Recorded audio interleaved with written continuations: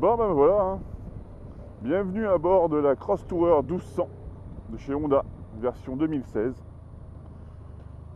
Donc je pense que tout le monde la connaît, c'est un 1200.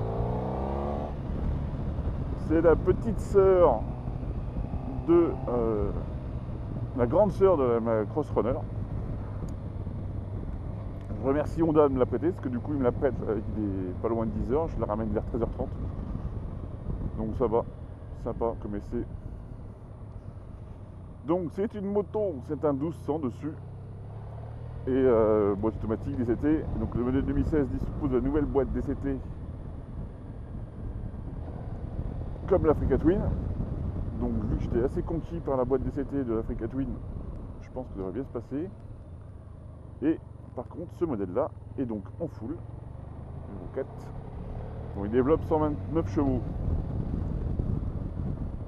Donc ça devrait bien se passer. 129 chevaux, donc position D normale, position 1, S1, S2, S3. Donc la première sensation, génial. Franchement, ça se passe pas trop mal. Un tableau de bord, très simple mais efficace. Donc on peut enlever le traction control et le réduire. Il a 3 positions.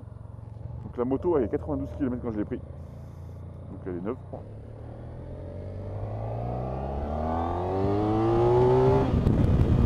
Culé! Ah ouais!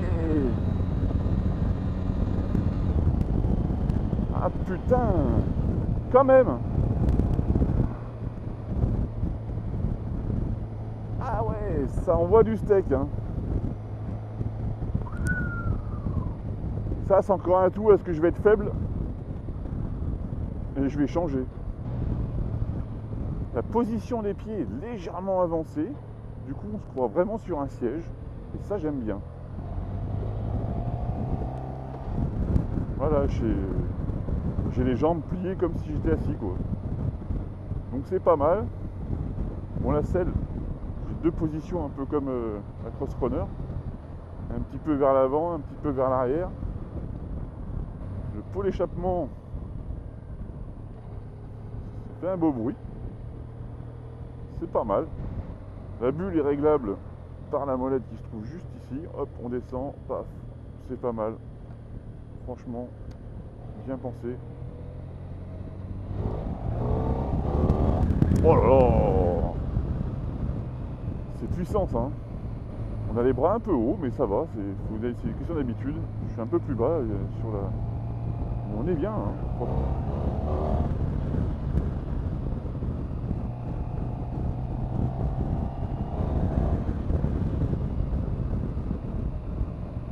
C'est pas mal du tout, hein. Les suspensions sont très bien. Plus ferme que la Cross Runner. Plus ferme. Allez, on va se faire le test. Le premier test habituel de la région de Lyon. On va monter le... Alors ce qui est impressionnant, voilà, c'est quoi? La boîte automatique, on n'est pas obligé d'avoir l'embrayage.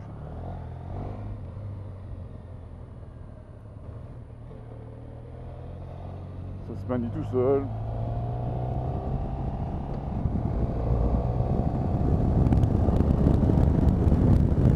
Pas mal du tout cette petite moto.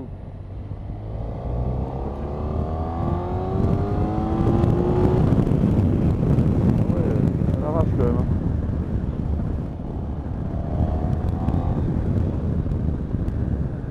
La route devant, je crois que c'est du 19 pouces, elle se positionne, mais alors... de manière exceptionnelle.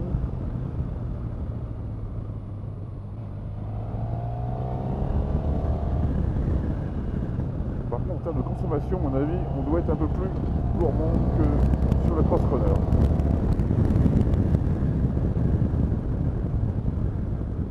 Franchement,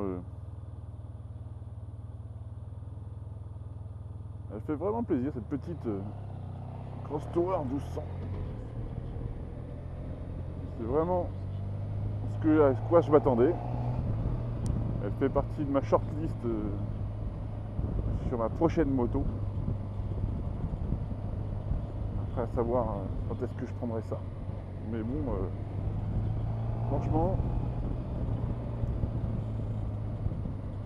elle est coupleuse, elle tape pas, elle est géniale au niveau la partie cycle, hein, ça s'emmène tout seul.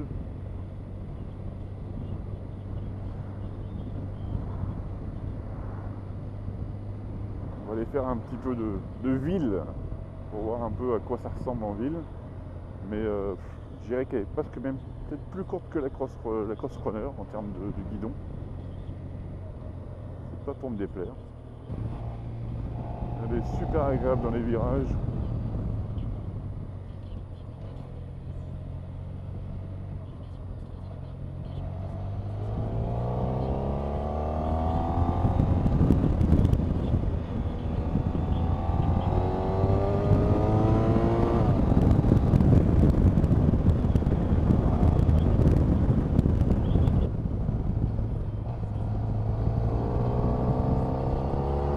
Elle court qu'il faut quand tu montes.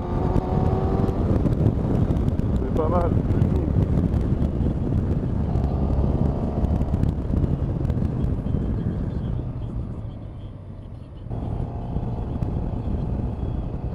Non, c'est très très agréable. Hein. Je suis pas trop mal protégé du vent. Les pare-mains sont de série. Il n'y a pas de béquille centrale de série, mais ça, à la limite, il y a un frein de parking, donc c'est sécurisant. Il y a une prise 12 volts qui est juste à l'intérieur, là.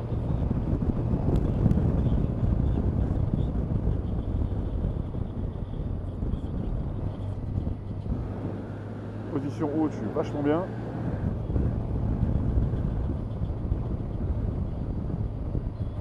Alors, le seul petit bémol, c'est qu'elle n'est pas full LED. Hein.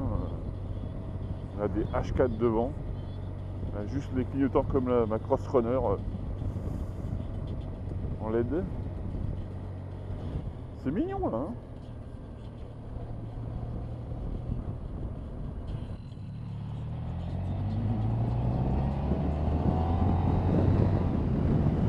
Donc là on fait des petites nouvelles exprès pour voir un petit peu ce que je connais pas, pour voir un petit peu comment mon ressenti. Hein. Comme tout moteur, quand tu connais pas une route, normalement tu vas tranquille, tu as un peu une appréhension. Là pour l'instant, on va dire que je suis pas trop mal. Les suspensions vachement raides, hein. C'est agréable, mais en même temps ça surprend quoi. Alors, mon avis sur cette moto, alors les côtés positifs, partie cycle, génial. Franchement c'est elle va là où tu veux aller, elle te prend pas en traître. La bulle est sympathique au niveau des réglages, très rapide, très simple. Le traction control qui est juste en bas là, on peut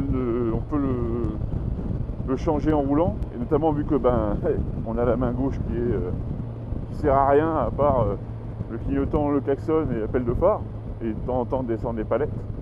On peut aisément atteindre le traction control, donc voilà 3, 2, 1. Hein, et on désactive en appui long.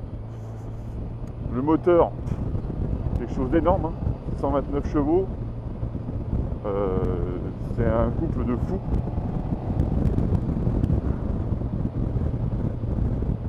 La position de conduite est très agréable pour moi, qui fait ma 98. Pour moi, le compteur est largement suffisant. Hein. Moi, j'ai pas besoin d'avoir trop d'informations comme une KTM ou autre avec un ordinateur de bord à côté là, qui me dit moi, tant que j'ai la vitesse, le contour, le niveau de carburant et la température moteur, moi ça me va bien. Et l'heure accessoirement. Le petit côté négatif que je pourrais lui trouver, je suis peut-être légèrement un peu en appui sur les bras. Après, c'est peut-être que j'ai peut-être pas trouvé encore ma position. Mais ça, c'est pas rédhibitoire. Les suspensions quand même sont assez dures. Bon, elle est neuve, donc je pense que voilà. Mais dans des routes comme ça chaotiques, bon, on sent un petit peu. Mais c'est quand même rassurant, parce que du coup, ça bouge pas.